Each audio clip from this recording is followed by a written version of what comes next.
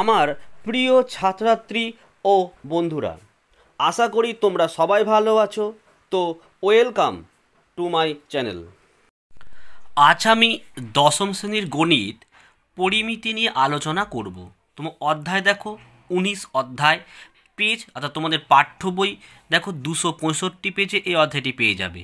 অধ্যায়ের নাম দেখো বিভিন্ন ঘনবস্তু সংক্রান্ত বাস্তব সমস্যা। অর্থাৎ এই অধ্যায় থেকে একটি অঙ্ক প্রতি বছর আসে, এবছরও আসবে। তো আমি এর আগে দুটো পার্ট নিয়ে আলোচনা করেছি, অর্থাৎ প্রথম 8টি অঙ্ক দুটি পার্টে করে দিয়েছি। তো তোমরা যারা আজকে প্রথম ভিডিও দেখছো তারা অবশ্যই পার্ট 1 ও পার্ট 2টা দেখে নিও আগে। তো কি করে দেখবে, তোমরা এই ভিডিওটি ডেসক্রিপশন বক্সে আসবে, আমি লিঙ্ক দিয়ে রাখবো। তোমরা লিঙ্কে ক্লিক করে অবশ্যই প্রথম দুখানা ভিডিও আগে দেখে নিও, তারপরে আজকের ভিডিওটি দেখো। তো আজকে আমাদের পার্ট 3, আজকে আমি এরপরে 4টি অঙ্ক করাচ্ছি, অর্থাৎ 9, 10, 11, 12। তো চলো অঙ্কগুলো শুরু করি। তো দেখো 9 নম্বরের অঙ্কটা আমি পড়ছি, আগে ভালো করে বোঝো। অঙ্কটা বলেছে 6.6 ডেসিমিটার দীর্ঘ আর 4.2 ডেসিমিটার প্রশস্ত এবং 1.4 ডেসিমিটার পুরু একটি তামার নিরেট আয়ত ঘনাকার টুকরোকে গলিয়ে 2.1 ডেসিমিটার দৈর্ঘ্যের ব্যাসের কয়টি নিরেট গোলক ঢালাই করা যাবে এবং প্রতিটি গোলকে কত ডেসিমিটার ধাতু থাকবে হিসাব করে দেখি। তো চলো অঙ্কটা শুরু করি। তো দেখো অঙ্কটা তোমরা প্রথমে এইভাবে করবে যে নিরেট আয়তঘনকের দৈর্ঘ্য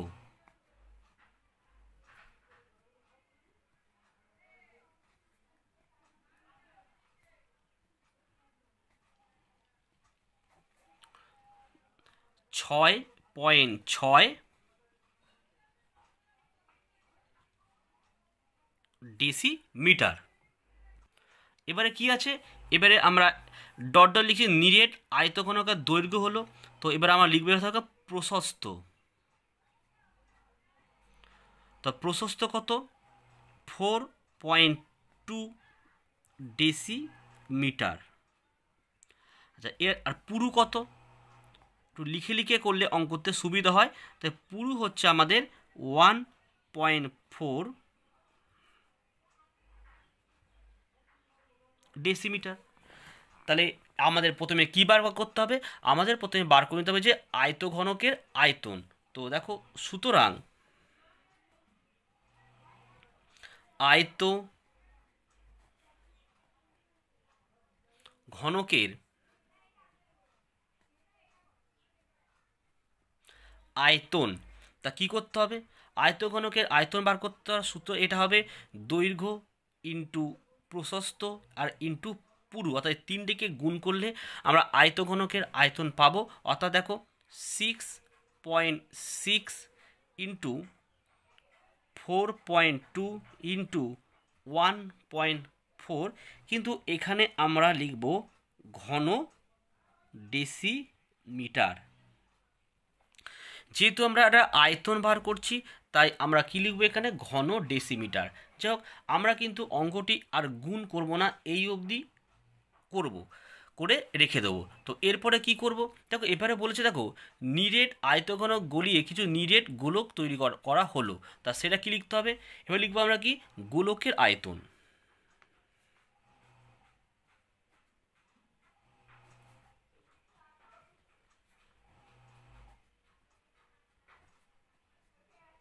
তো গোলকের আয়তন তো দেখো সূত্র হচ্ছে 4/3 পাই আর কিউব। তাহলে এটা কত হবে 2.1 বাই 2 ডাইরেক্ট করে দিলাম, দিয়ে তার হোল কিউব, অর্থাৎ 4/3 পাই আর কিউব। এটাও আমরা লিখব কি ঘন ডেসিমিটার।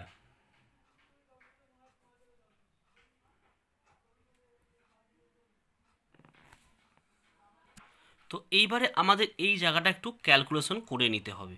তো ক্যালকুলেশন করলে দেখো দেখো 4/3 লিখলাম, ইন্টু লিখলাম পাই মানে আমরা জানি 22/7, ইন্টু দেখো 2.1/2 তার হোল কিউব। আমি জাস্ট 3 বার লিখবো এটা, দেখো 2.1/2 একবার,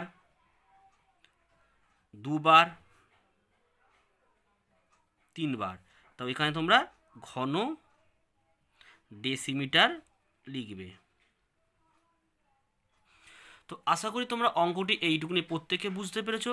তো এই জায়গাটাকে তোমাদেরকে সাবধানে কিন্তু একটু কাটাকুটি করতে হবে। আচ্ছা, অঙ্কটা যেহেতু একটু বড় টাইপের হচ্ছে, তাই আমি এই জায়গাটি কিন্তু কাটাকুটি করছি না, আমি এইভাবে অঙ্কটি রেখে দিলাম। তো এইবার আমি কি বার করবো, দেখো যে মোট গোলকের সংখ্যা বার করতে হবে, তাই আমি লিখব মোট গোলকের সংখ্যা।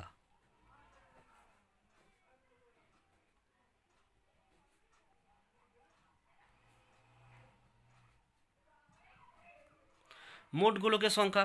এবারে দেখো কি করব আমরা, একদম দেখো প্রথমে যে এই যে আয়তঘনকের আয়তন যে এইটা বার হলো, এইটার সাথে আমরা কি করব, এটাকে দিয়ে আমরা ভাগ করে দেবো, তাহলে কিন্তু আমাদের অঙ্কটা মিলে যাবে। তো দেখো এই জায়গাটা কাটাকুটিটা তোমাদেরকে ভালো করে কিন্তু বুঝতে হবে। তো দেখো আমি লিখছি এখানটা 6.6 ইন্টু 4.2 ইন্টু 1.4 বাই দিলাম, দিয়ে এইটা যেমন লেখা আছে এটাকে লিখে দাও। দেখো 4/3 ইন্টু 22/7 ইন্টু 2.1/2, এটাকে আমরা 3 বার লিখে দিচ্ছি। দেখো আমি আশা করি তোমরা এইটুকুনি বুঝতে পেরেছো। তো এইবারে কি করতে হবে, অঙ্কটা একটু সাজিয়ে লিখতে পারলে কাটাকুটিটা আমার মনে হয় খুব ইজিভাবেই হবে। তো দেখো একটু তোমরা যদি ভালো করে লক্ষ্য করো, দেখো এখানে দেখো পয়েন্টের পরে এক ঘর, এখানে পয়েন্টের পরে এক ঘর, এটাও দেখো পয়েন্টের পরে এক ঘর, অর্থাৎ প্রত্যেকটার জন্য ওপরে কিন্তু আমার ইন্টু 10 ইন্টু 10 ইন্টু 10 হবে। ঠিক তেমনি দেখো ওপরে দেখো 6.6 পয়েন্টের পরে এক ঘর, এখানেও তিনটে, তাহলে নিচে কিন্তু 10 ইন্টু 10 ইন্টু 10 হবে। তো আমি এটাকে লিখলাম না এবং ডাইরেক্ট লিখবো, দেখো 66 ইন্টু 42 ইন্টু কত লিখবো, 14 লিখলাম, হয়েছে। এবারে আমরা কি লিখবো, দেখো ভালো করে, দেখো 22 দিলাম। তো দেখো এটা হচ্ছে আমার যেহেতু বাই, তাই নিচের সংখ্যাগুলো কী হবে, উল্টে যাবে, অর্থাৎ 4-এর 3টা কী হবে, দেখো আমি ইন্টু দিলাম, তো 3টা ওপরে গেল আর নিচে 4, অর্থাৎ 3-এর 4 হলো, হয়েছে। আমি যদি আবার ইন্টু দিই, দেখো এই যে 22-এর 7টা উল্টে 7 কিন্তু ওপরে যাবে আর নিচে কিন্তু 22টা এলো। ঠিক তেমনি এটা কিন্তু 2.1 মানে আমি 21 ধরেছি, কারণ এখানে প্রত্যেকটা থেকে 10 নিচে আসতো, এইটা 10 গুণ ওপরে কেটে যেত, তাই এখানে কী লিখবো, দেখো 2/21 হলো। ভালো করে কিন্তু বোঝো, দেখো এটা উল্টে গেল 2/21, এটাও কিন্তু উল্টে গিয়ে 2/21। তাহলে অঙ্কগুলো খুবই টাফ, তোমরা বুঝতে পারছো, একটু ভালো করে বুঝতে হবে, বারবার প্র্যাকটিস করতে হবে। এবারে আমাদের কাটাকুটি করার পালা, ভালো করে কাটাকুটি করতে পারলেই অঙ্কটা আশা করি মিলে যাবে। তো দেখা যাক, দেখো এই 22 কাটলাম, এখানে 66 কাটলাম, এখানে দেখো 3 হলো। আচ্ছা এবারে তোমরা দেখো কি কি কাটা যায়, 3 কাটলাম, এখানে 21 কাটলাম, 3×7 = 21 হলো। এবার এই 7 আর এখানে 7 কেটে গেল। এবার দেখো 3 কাটো, দেখো 3 এখানে 7, 3×7 = 21 হলো, 7 দুগুণে 14 হলো, 21 দুগুণে 42 হলো, এই 2 আর এই 4 কেটে এখানে 2 হলো, এই 2 এই 2 কেটে গেল। তা ভালো করে লক্ষ্য করো ওপরে কী কী পড়েছে, 1টা 2টো 3টে, অর্থাৎ 3টে 2 পড়েছে, তাহলে গুণ করলে হবে 8টি। তাহলে আমাদের কি হলো, মোট গোলকের সংখ্যা হচ্ছে 8টি। তো আশা করি তোমরা অঙ্কটি বুঝতে পেরেছো। অঙ্কটা যদিও বা একটু টাফ আছে, কিন্তু এইভাবেই অঙ্কগুলোকে বারবার বাড়িতে প্র্যাকটিস করতে হবে তোমাদের। তো চলো এবার আমরা 10 নম্বর অঙ্কটি করি।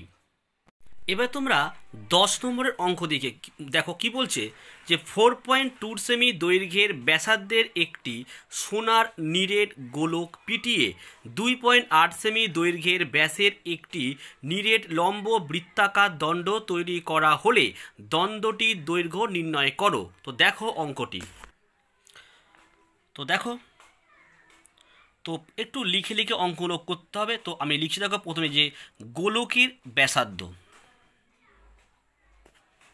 দেখো গোলকের ব্যাসার্ধ, তো গোলকের ব্যাসার্ধ হচ্ছে দেখো 4.2 সেমি। ঠিক আছে, এবারে আমরা কি বার করব? গোলকের আয়তন। দেখো গোলকের আয়তন, তো আয়তনের সূত্র আমরা জানি, আমরা ডাইরেক্ট লিখছি দেখো 4/3 পাই ইন্টু আর কিউব, অর্থাৎ লিখব কি 4.2 তার কিউব। আর এখানে আমাদের অবশ্যই লিখতে হবে ঘন সেমি। আচ্ছা, এবারে দেখো বইতে এখানে লেখা আছে যে এখন সোনার নিরেট গোলকটাকে পিটিয়ে 2.8 সেমি ব্যাসের দণ্ড তৈরি করা হলো। তাহলে আমরা কি জানলাম? যে দণ্ডের ব্যাসার্ধ আমাদের জানতে হবে। তো সুতরাং দেখো দণ্ডের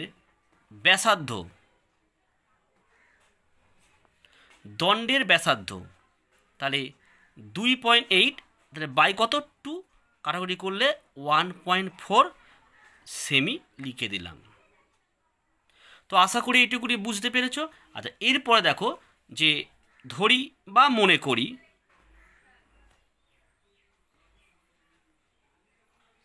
দণ্ডটির দৈর্ঘ্য।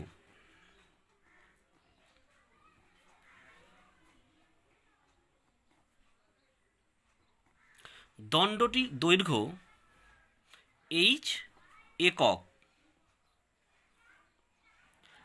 তাহলে দণ্ডটির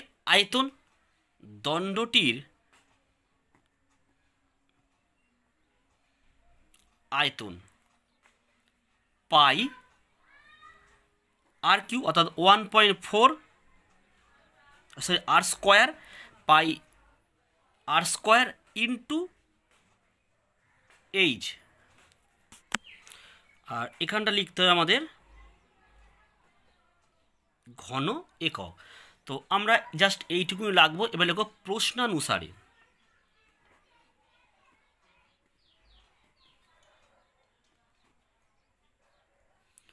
দেখো কী করব, দুটোকে আমরা সমান সমান করব।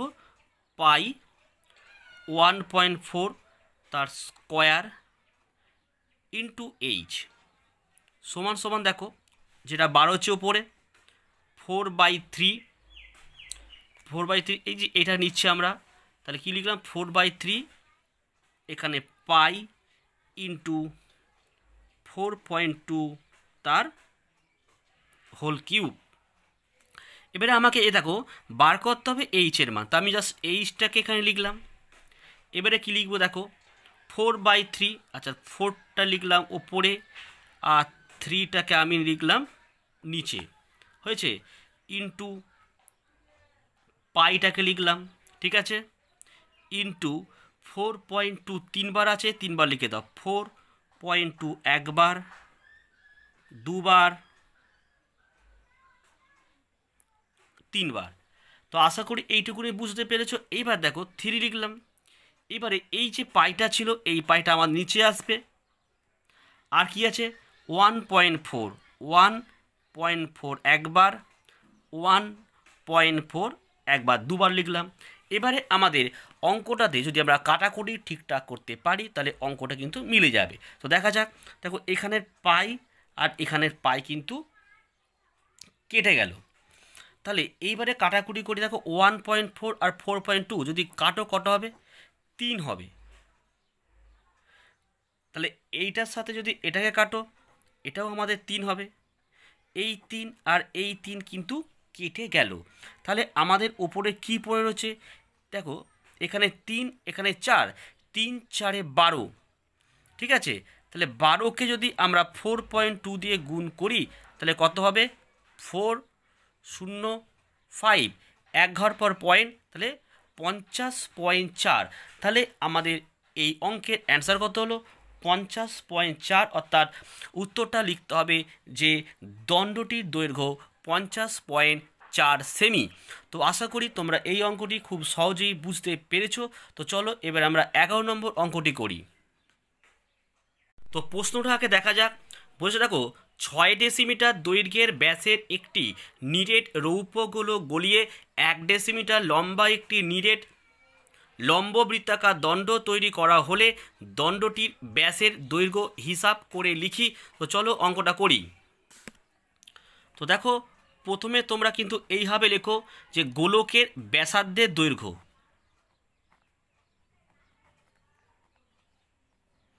গোলকের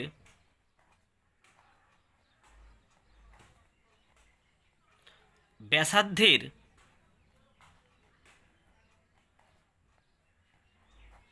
দৈর্ঘ্য 6/2 সমান সমান 3 ডেসিমিটার হয়েছে। সুতরাং গোলকের আয়তন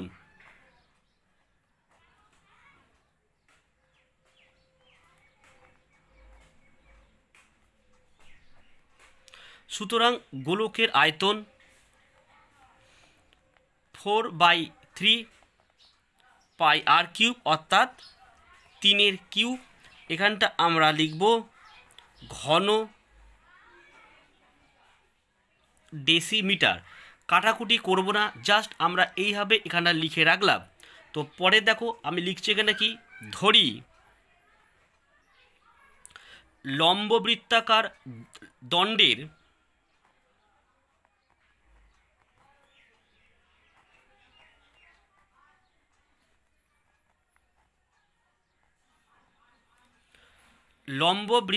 দণ্ডের ব্যাসার্ধের দৈর্ঘ্য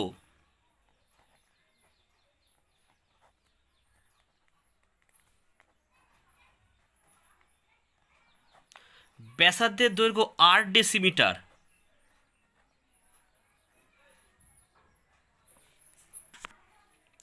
তাহলে এখানেও আমি দিলাম দেখো। সুতরাং এবার কি করব, লম্ব বৃত্তাকার দণ্ডের আয়তনটা বার করে নেব।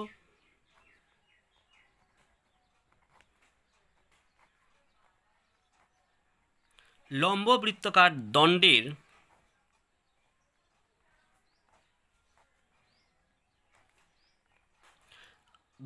আয়তন হচ্ছে পাই আর স্কয়ার। এটা কত লিখতে হবে, এটা 1 লিখে দাও, ইন্টু 1 ঘন ডেসিমিটার।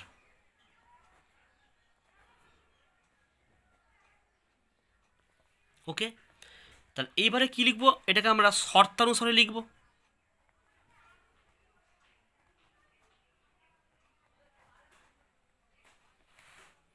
শর্ত সে কী লিখব, দুটোকে আমরা সমান সমান করব। কি দেখে নাও, পাই আর স্কয়ার ইন্টু এটা কিন্তু 1, হ্যাঁ, সমান সমান 4/3, এখানে হচ্ছে পাই আর 3/3। এইবারে এখানে লেখো। তো আমাদের বার করতে হবে এখানে আর স্কয়ার। তাহলে আর স্কয়ার সমান সমান 4/3 ইন্টু 3/3 মানে 3 আমি লিখে দিলাম, কারণ এইখানের পাই আর এখানের পাই এদিকে কেটে দিলাম। তাহলে আর 1-এর যেহেতু কোনো ভ্যালু নেই, তাই 1টা আমি কাজে লাগালাম না। তাই 3 আর 3 এখানে কেটে গেল। তাহলে কি পড়েছে দেখো, 3×3 = 9, 3×3 = 9 আর 4 9 36। তাহলে 36 হলো। তাহলে এখানে লিখলাম 36। তাহলে আর সমান সমান √36। তাহলে আর সমান সমান 6 হলো। যেহেতু অঙ্কটা আমাকে বার করতে হচ্ছে ব্যাস, তাই আমাকে লিখতে হবে। সুতরাং দণ্ডটির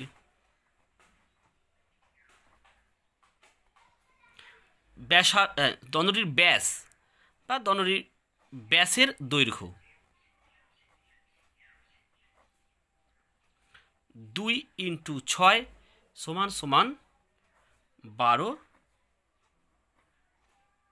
ডেসিমিটার। ঠিক আছে, তো অঙ্কটি তোমরা আশা করি খুব সহজেই বুঝতে পেরেছো।